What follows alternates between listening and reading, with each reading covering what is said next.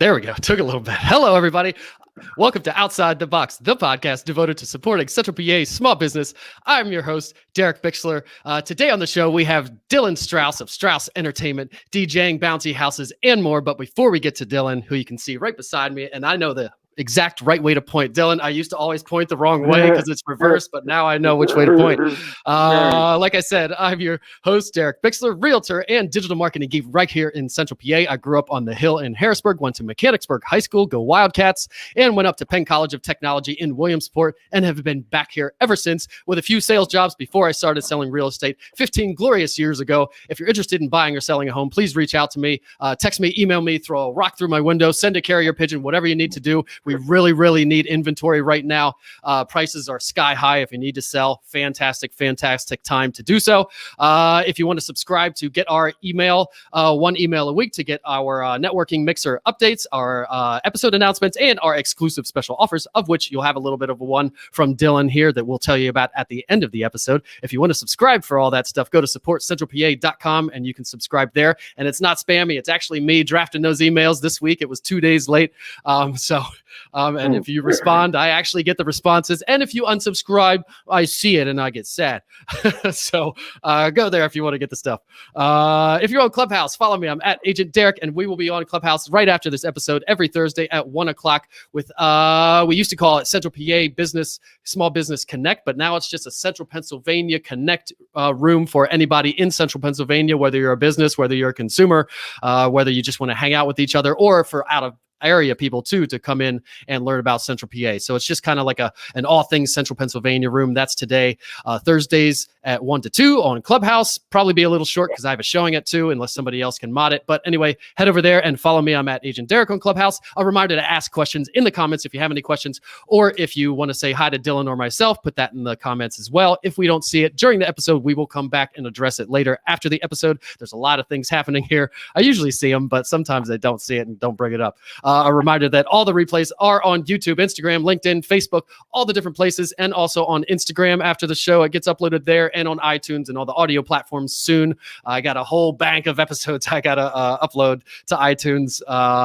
So I just need to set aside the time to go do that. So without further ado, I will bring in, well, we got a comment here. So Dillon, before we go to you and let you tell us about yourself, I'm going to see what this comment says. Already you got one. That's pretty great.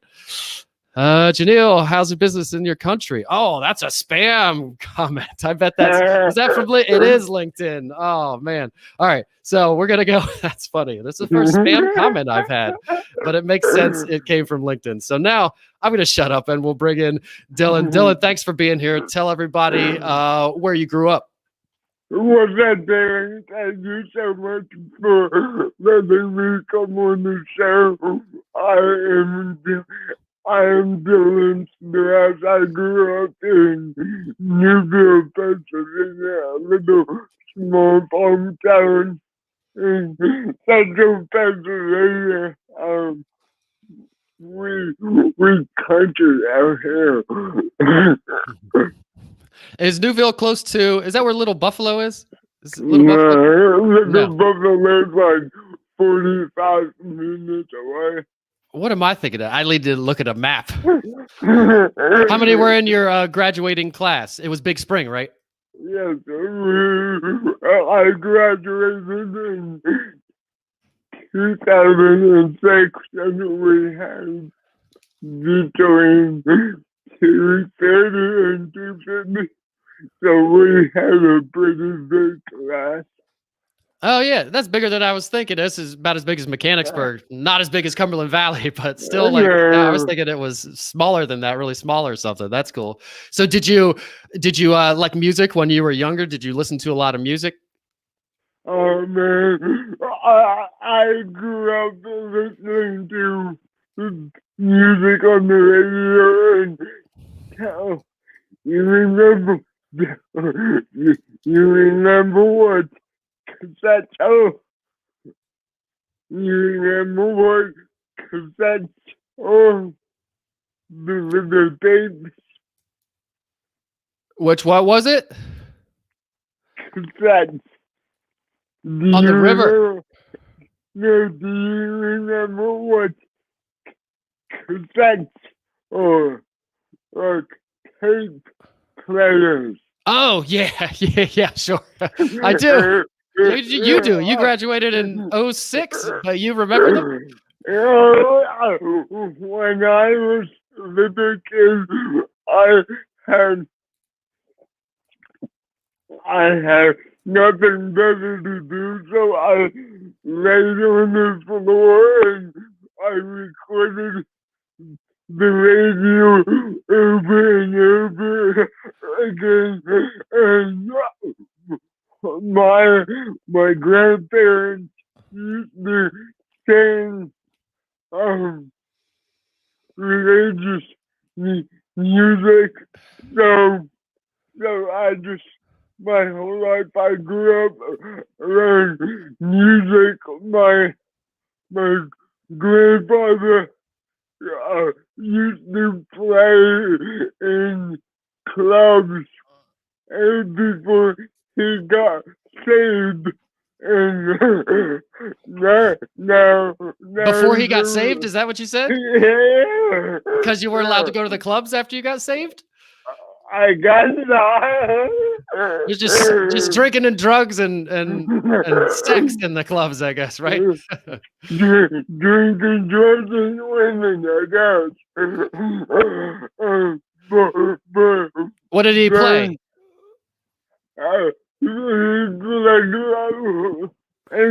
Any kind of line dancing song, and I guess that was bad for the church back then. I still don't really understand what's so bad about line dancing. Right. It's probably the most untouchy. You don't touch each other really that much, do you? It's not close. It's not like freak dancing or something. No, it's like the Cupid shuffle or the cha-cha slide. You don't touch each other. So I never really understood, but then at the age of 12, I tried to join a band at my school, and they weren't very adaptive to my needs. So I had my grandfather buy me a drum for Christmas, and I found out real quick that I couldn't play I couldn't hold the sticks in my hand. So and obviously I can't sing. So I always went to the middle school dances and hung out with the DJ, and ever since then I wanted to be a DJ since I was like 12 years old. Do you remember who the DJ was? Yeah, it was actually one of my competitors now. Who is it? You can name him.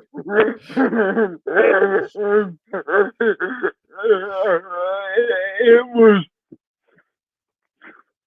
Phantom Shadow. Okay. Yeah. So did he every dance it was the same DJ? It was them, and you sat and you kind of learned and took it in? It wasn't the same DJ, it was the same company. But luckily, hanging around the guys, they got to know me, and I always asked, I said, can I just sit up there and watch? And being a disabled person, they never thought never thought anything would come about it. They were wrong, right? They were wrong. Yeah, that's awesome. I love proving people wrong. Heck yeah. So when I want to talk about before because this is segueing pretty well into what you're doing now and how you learned to do what you're doing now. But I want to go back to the cassette and the recording the radio because I used to do this all the time. Or if I didn't have the money to go get the single when they still had the cassette singles out at the store, I would sit there. Would you just record a whole block of time or something? Or would you, I would sit there and wait for the song. And as soon as I heard, I'm trying to think who was the dude on Wink 104 back in the day, Bruce Bond. I would wait for Bruce Bond to say the name of the song. And as soon as he would say the name of the song, I'd click record and I'd get it perfectly. Exactly. In the very beginning, I used to just record like the whole show, and then after I gained a little experience, then I would wait for the song and then record, and then I probably shouldn't say this, but when I was like 14, 13, 14, that was when Napster came out. And I started downloading music and selling CDs to my neighbors and just make a couple bucks. Oh, nice. So at 13 or 14, you started the entrepreneurial journey. So at 12, you got some drums. You didn't like the drums because you could have learned how to do it. Maybe it would have been a little harder, but I'm pretty sure you could have stuck with it and learned how to do it. But you were like, screw that. I don't want to learn how to do that. But then you discovered the DJing and you like soaking that in at the dances and everything. And then at 13 to 14 already, you were selling tapes. And I did the same thing. I would, or like the DVD, I would copy DVDs and sell those to people, whatever. Yeah. So that's awesome. Was there any kind of a particular type of music that you stuck to or liked to download, or was it just anything? Back then, I was real big into hip hop, like Tupac and Biggie. But then my neighbors would request certain music, and that's when I started opening my mind up to other genres. Yeah, cast your wider net. You get more customers for sure. And I'm in the Tupac Biggie house. Have you seen the Netflix? Is a documentary. I guess it's a documentary on the Biggie Tupac feud. Yeah. It's very good. That was great. It made me. I haven't listened to either. I prefer Pac. If there was a battle and you're asking me, I would say Pac. He had like 8 million albums and so many songs you couldn't even count them. Yeah. His music, what drives me nuts in the small town, people nag on rapping hip hop because all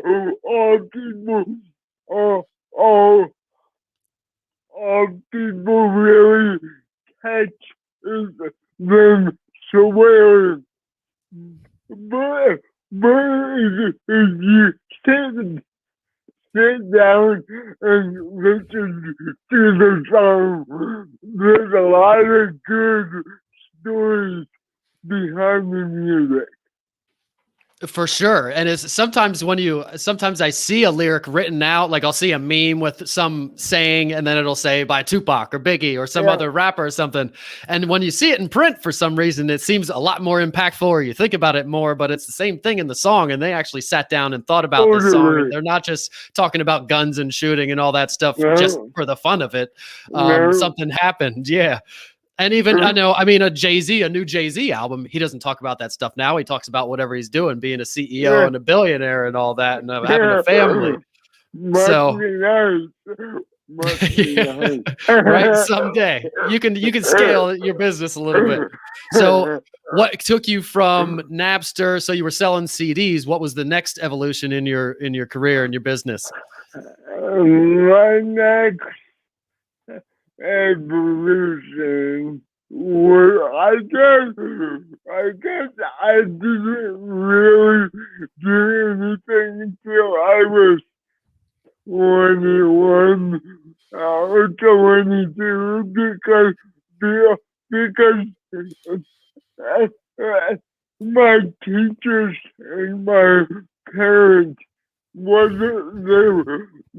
weren't sure what to push me into. My parents wanted me to go to college, and I wasn't really a school kind of guy. I got like CDs and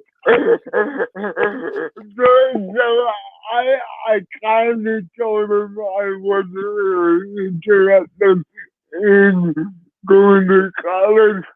I did go to hack for 2 semesters to just to make them happy, and then I dropped out. And then at 21,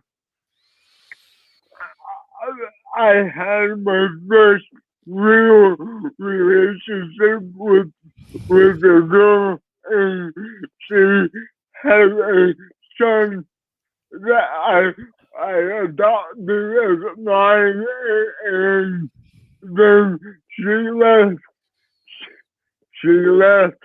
I got in a real depressed state, wondering why I was on Earth, and that's usually not my way of thinking. I'm usually very upbeat and happy, go lucky. So I found a guy named DJ Brian Red on YouTube, and I watched his love probably for 9 months. Then I told my dad, I'm like, hey, let's go to this DJ conference in Atlantic City.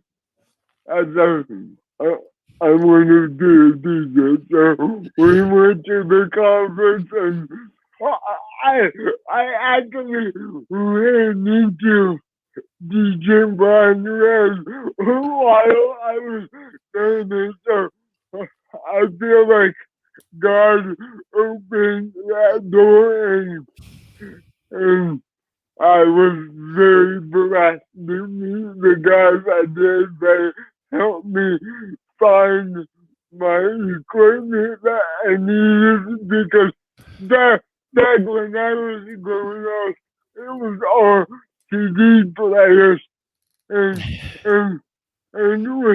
with my physical limitations, I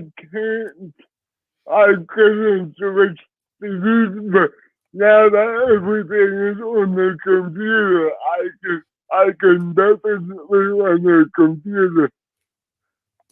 Yeah, for sure. It helps a lot. So you must have started watching YouTube like back when it started, because if you graduated in 2006 and so you were 21 in like 2009-ish, YouTube was like 08 ish. Yeah. So you were watching it way back. So how did you run into the DJ? Was it way later, or did you run into him? Where did you run into him? Me and my dad were on the boardwalk on Atlantic City, and they were checking out the scenery. If you get my drift. and then I was listening. I I used God without knowing, without even recognizing that I'm doing it. So I heard this voice, like right beside me, and I recognize that voice, but I don't know from where. And I'm like, wait, that might be blind red. And I looked over, there were these three guys just hanging out, and my dad started a conversation with them, and here they come to find out. One of them was black red. So I really think God knew what he was doing when he put me in this industry. Yeah, that's crazy. So did he have shows? That's where he lives? He just in Atlantic City or what? No, he was there for the DJ conference like I was. Yeah, that's pretty awesome. And you just had heard his voice so many times, you knew immediately that voice beside you. Yeah, I was like, wait, I know that voice.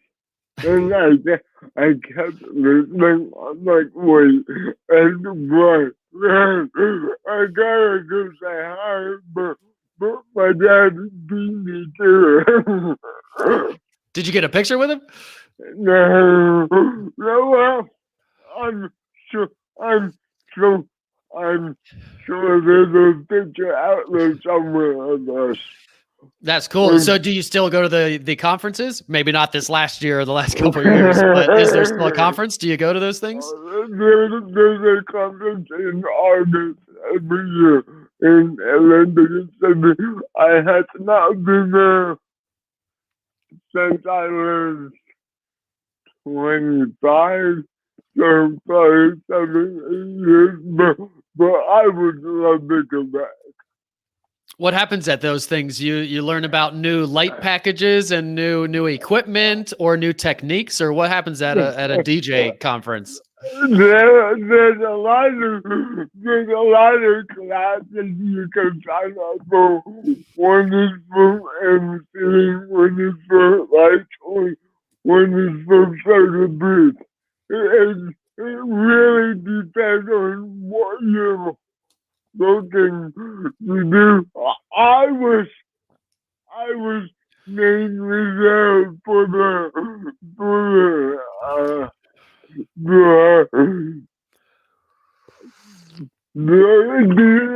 DJ showroom where you can test out the equipment and check out how things work, because besides for my middle school, I was never around DJ equipment, so I wasn't sure what I was looking at, but I made friends with a guy named Chris Andrews. He was hanging out with Brian Red, and Chris used to play for the Ravens. So he was a big time DJ back in the day. they all kind of listened to my story and suggested what I should buy, and if life happened from there. So what was the first equipment you had to buy? I bought a new book. No, what was it? It was a V. I can see it in my head. It was some keyboard. And then a couple months later, I, I, they had firmware issues and microphone issues, so I threw it away and I upgraded to a new book, and that's 6. And then once they came out with the NS3, I upgraded to the NS3, and I love that board. So you have a board, and you also had to get a laptop, right? This is all run by a one laptop. Because like I used to DJ back in the day too. I had an old Gemini mixer. It was just a 4-channel, it was analog. I still have it. It's my favorite thing. I want to be buried with this thing. But I would plug in. I guess other people would plug in. You would maybe do record players, but we just did CDs because I couldn't scratch and all that stuff anyway. So 2 record players into it, back and forth. But you're getting the board you have. So I didn't have any computers, but the board you have plugs into the computer, right? Or the computer plugs into the board? The board plugs into the computer via USB, and then you just load your songs onto the computer, and I have like 70,000 songs on my hard drive. What I do is I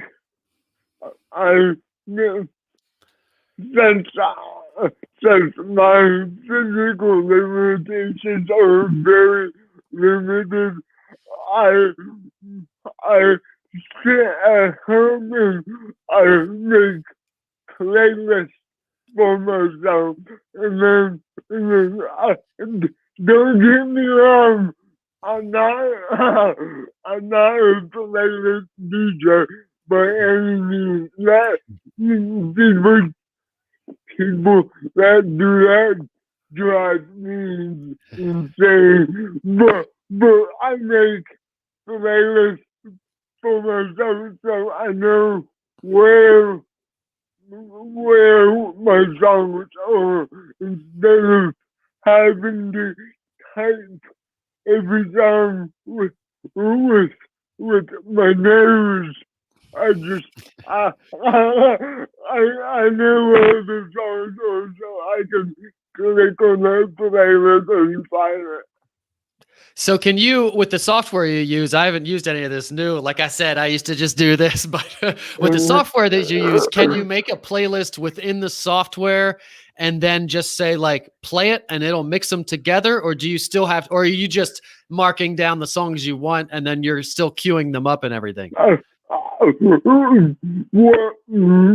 most playlist DJs do,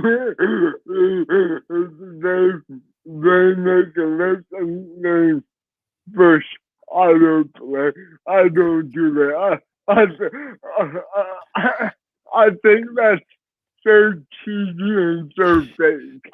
But what I do is I make a playlist in iTunes, and when I open up the DJ program, I use Serato, and I cue the songs up. I watch the crowd. I know which genre I want to switch to next, and I've never really had I've never really had anybody complain. Yeah, because I try to mix it up. I I play 5 songs from one genre, and then I play 5 songs from another genre, and people seem to like it. Do you, and then do you always also take requests? Actually, I was going to say it should be easier now with all the voice stuff. You could just hit a button and then say, play this song. But if you can't do that if you're DJing, I guess, right? No, because it's way too loud. You need a soundproof helmet that you can wear and talk into. You could be like, what's that helmet DJ? Marshmallow. Is that, what's the big huge one that's like a panda head or something? It's a big huge art. Mouse. Yeah, that sounds, yeah. Danny Mouse. Yeah. Get one of those. He could probably talk in front of that. That'd be cool. Oh, I thought about it. I just don't know what kind of what kind of character I would want to be.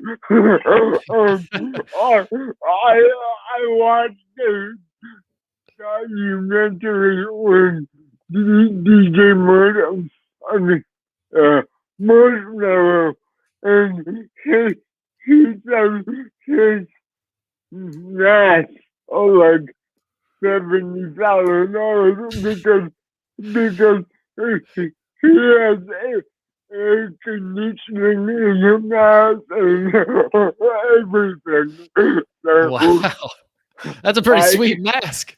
Yeah, I can't afford all that. That's funny. They probably make motorcycle helmets with Bluetooth in them already and everything. Might not be soundproof. Probably. I don't think they're soundproof. So when you mix a song, when you push play, does that software mix them together and like match up the beats per minute or anything? Do that stuff? No, I do it. I have a pretty good ear for what goes with what. It makes it difficult, really difficult, because I can't use my headphones to listen to the song beforehand, so I kind of gotta go off memorization of which songs to go with what. So sometimes I mess up, but most of the time I'm right on track. Yeah. Could you use Bluetooth? Could you use like the earbuds with it as like a monitor?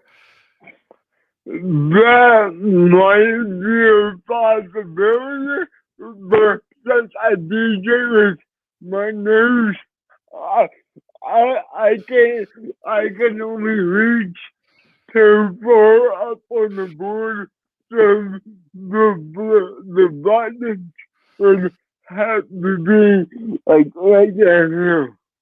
Gotcha. Yeah. And does the board also give you the ability to have like sound effects? Does it have like the buttons, like the button pad or whatever you call it on it, that kind of stuff? Yes. It has buttons on each side, so you can like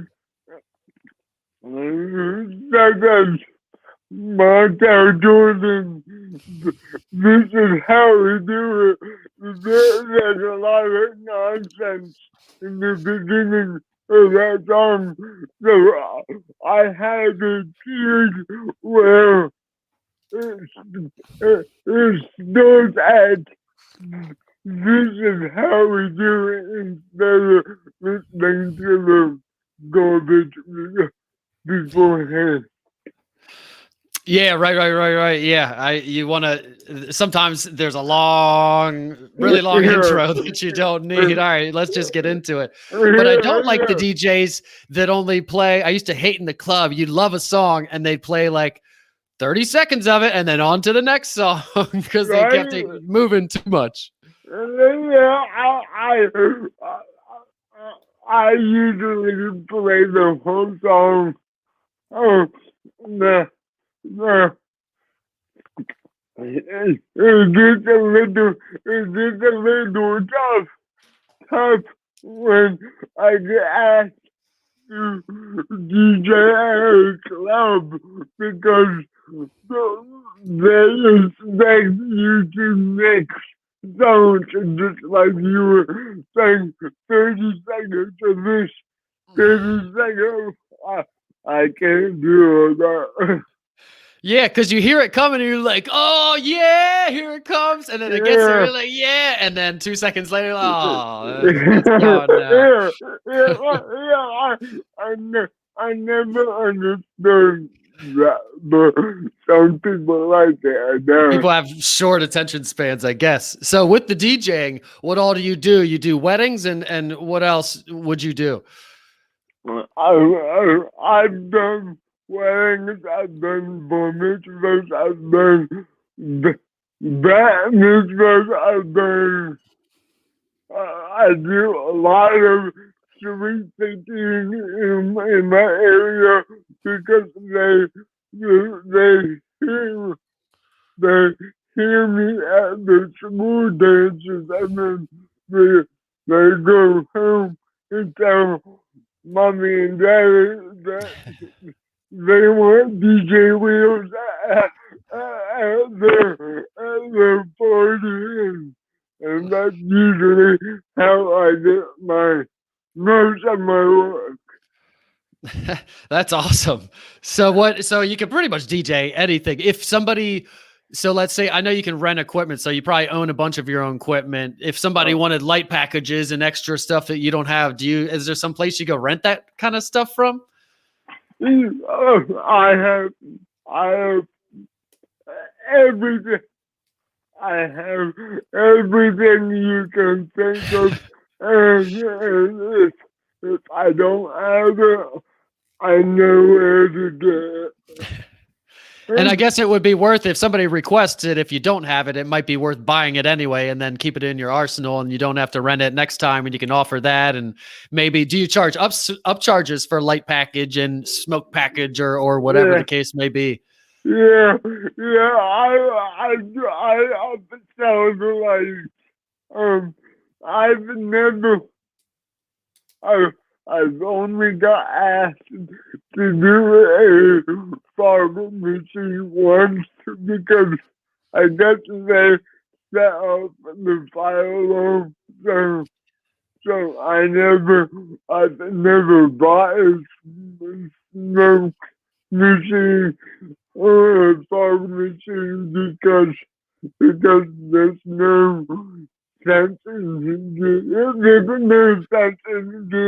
something if you're not giving ask for it. Yeah. But yes, for sure. And when you do weddings or bar mitzvahs or anything, do they request songs ahead of time? How do you do that? For a wedding, I have a wedding planner that lays out the whole night where it starts with the intros of the bridal party, and then we introduce the bride and groom, and then the first dance, and everything is laid out in the wedding planner, and then if they ask me to do a ceremony, I also have a ceremony with the So you ask them ahead of time, obviously. If they don't like hip hop, you're not going to play hip hop all night. Yeah. If they're a rock crowd or a country crowd or whatever, you're planning that ahead of time, so you're set up. Yeah, totally.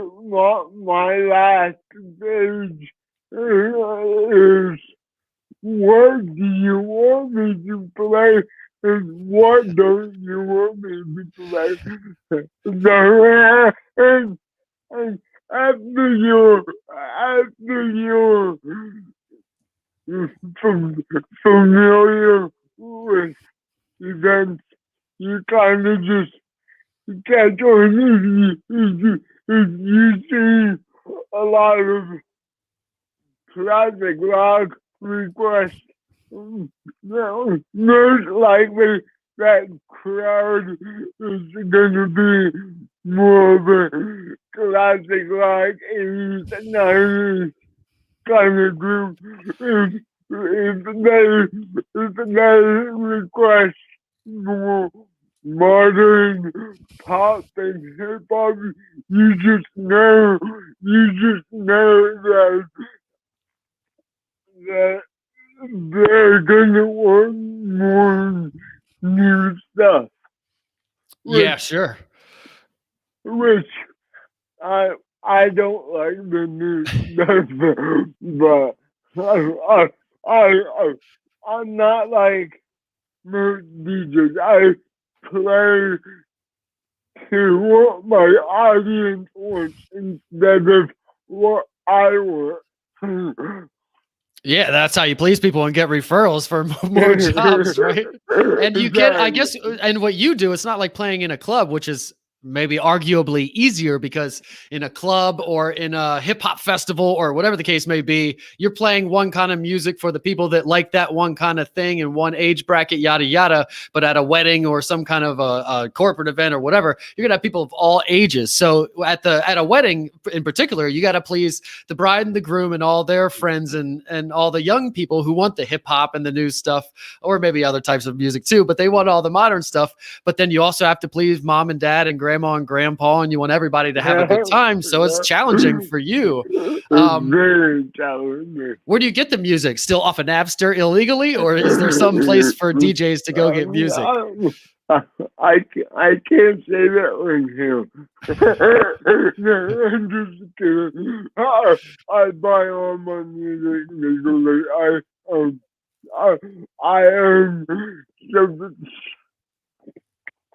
am subscribed to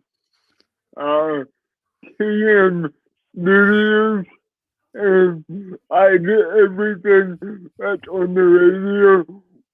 Once a week I go out online and I download everything that's new and that's illegal because I pay a subscription for it, and if they don't have the song, I go out on Amazon and buy my music off of Amazon. I don't buy my stuff off of iTunes because they have the copyright stuff where you can only use it on one computer, which I think it's nonsense because I have like 7 computers, so why do I need to buy 7 copies of the same song? Yeah, and that might be why sometimes when you ask a DJ, I want this song off of that album. Why don't you have the whole album? What are you? It's because they only certain songs are on the DJ platform that you license for everybody to use. Is that correct? Yeah, I mean,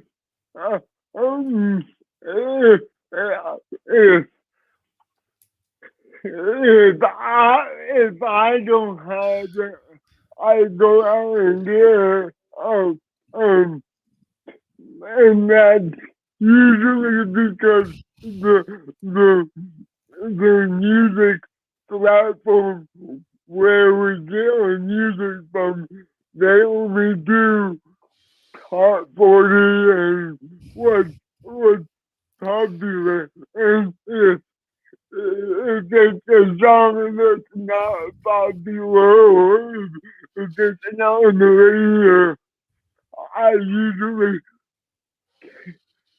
can't get it off my subscription. I usually have to buy it from somewhere else. That makes sense. I wish they would make a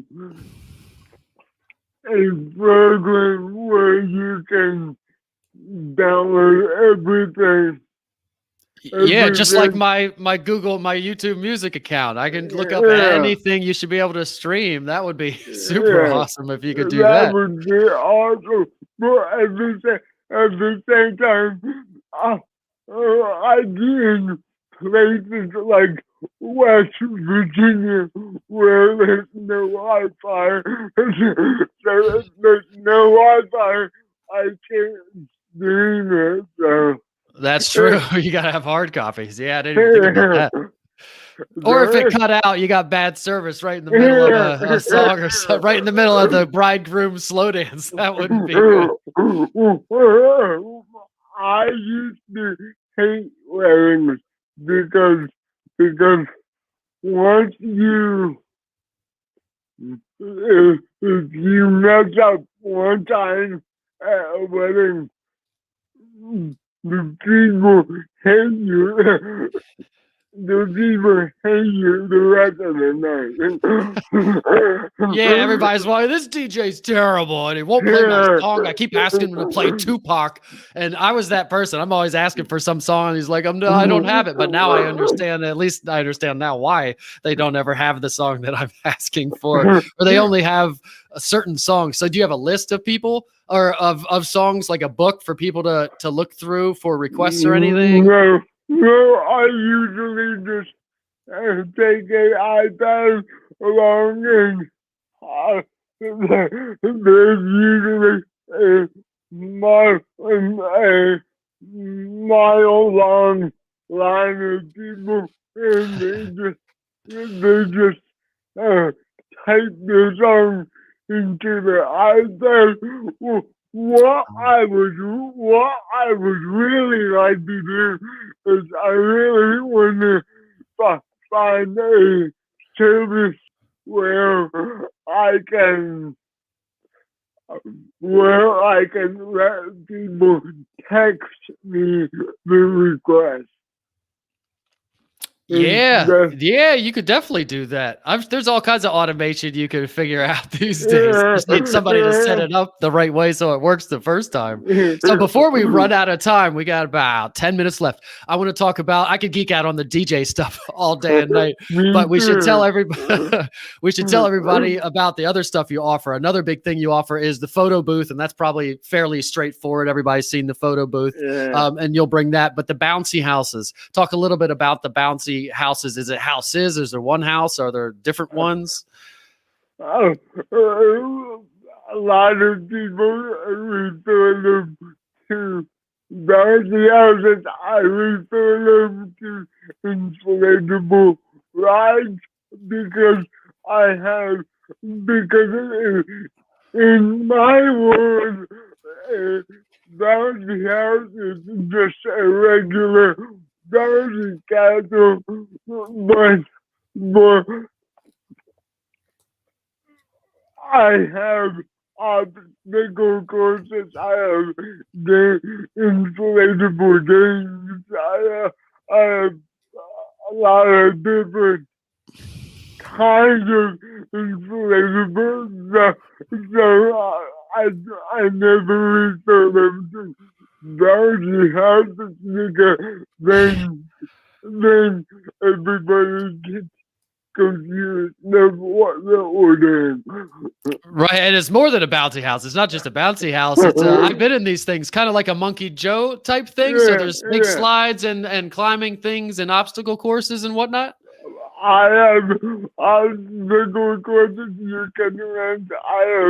I just bought 3-lane slide corner triple. Then it's probably higher than my house. That sounds awesome. These things are huge. Huh. So how big does something that like pack down to? How small does that get when you pack it away? Probably the size of a big And Okay.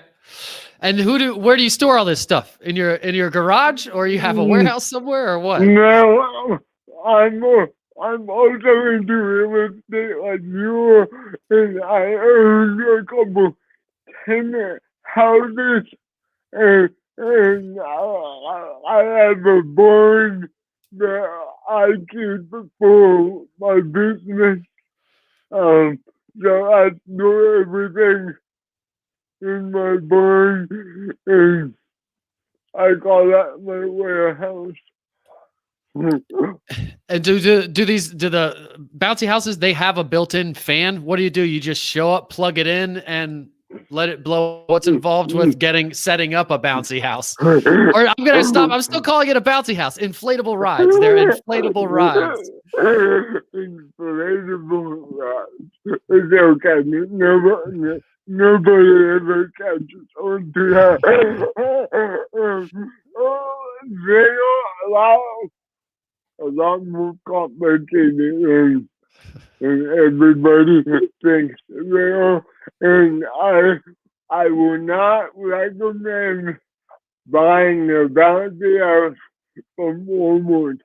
Everybody thinks they're getting a great deal because I charge $200 and up for one of my bouncy houses, but you can buy one at Walmart for $200, but it is not safe. It is not safe. It is very broke. You know the ones that you hear about on TV about blowing away?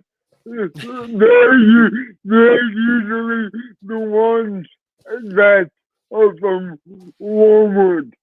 So when we show up with a bouncy house, we have to be certified by the state of Pennsylvania to even be allowed to operate them. So when we show up, we unload it. Well, I don't. I don't do anything but tell everybody else what to do. We unroll it, and then once everything is ready to blow out, there's a 2 horsepower blower that we hook up to the inflatable and turn it on. It usually takes five minutes or less to blow one of these things out, and you're ready to go. That's cool. That's faster than I was thinking, but don't try it at home, people, because you need to be an expert. And I'm sure there's an expert way. Packing it away is probably the harder part, to put it away the right way.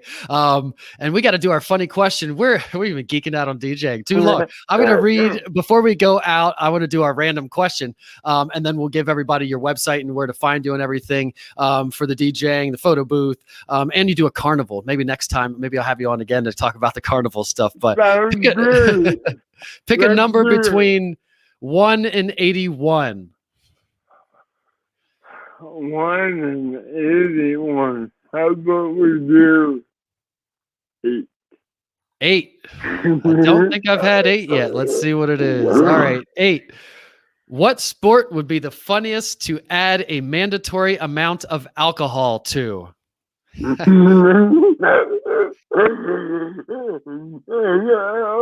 we talking about a real sport or an inflatable sport?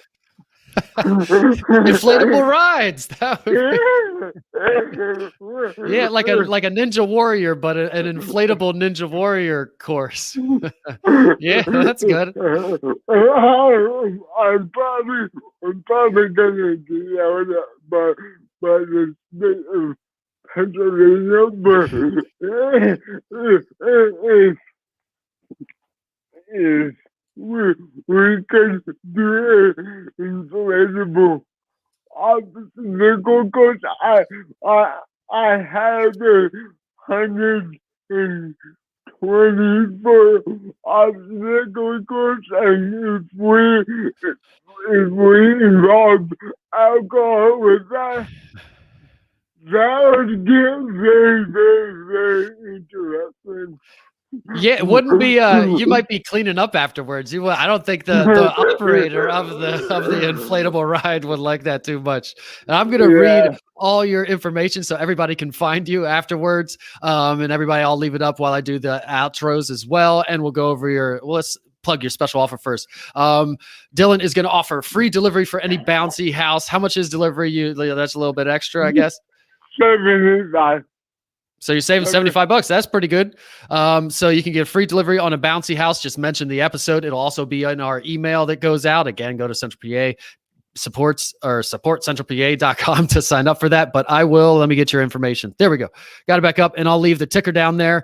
Go visit Strouse Entertainment at strauseentertainment.com, and you can email them at info@strauseentertainment.com, and their phone number is 717-448 1770.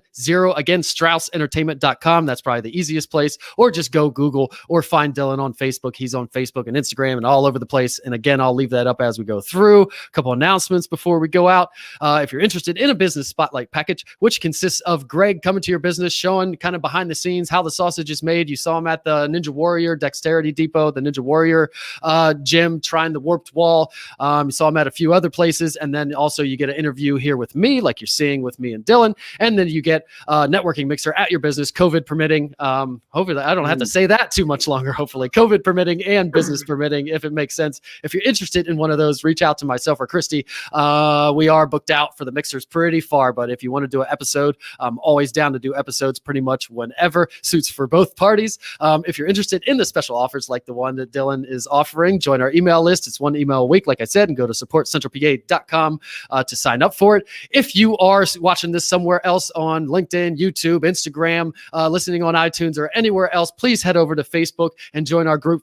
Central PA supports small business. Lots of awesome stuff happening in that group. I even have some people say I had to stop posting because I got too much business. Really visual businesses seem to do good, but it's also a great place to find a business too. If you need a plumber or some kind of a painter or a roofer or anything you might need, you can find somebody on there. Lickety split. Again, we'll be on Clubhouse in 2 minutes. That's why I'm talking so fast. We're on Clubhouse. I'm at Agent Derek. You can find us on there. Contact me if you need to buy or sell a house. Like I said, inventory is super, super low. Prices are up. It's even crazier out there than the last boom or whatever you want to call it in 08 or whatever that was. Text me, email me, throw a rock through my window, send a carrier pigeon, whatever you need to do. Reach out to me to buy or sell a home. Remember to support Central PA's small business like Dillon and Strouse Entertainment. Go get a DJ package and rent a bouncy house for your next kids party, or adults too, right? These are inflatable rides, so they're not just for kids. These are big things for all ages. But remember to support everybody in Central PA. Thanks for watching and listening, and thank you, Dillon, for being here. It's hard not to smile talking to you, and I'm really motivated and inspired talking to you. So thank you, and say goodbye to everybody. Hey guys, hope to see you soon. See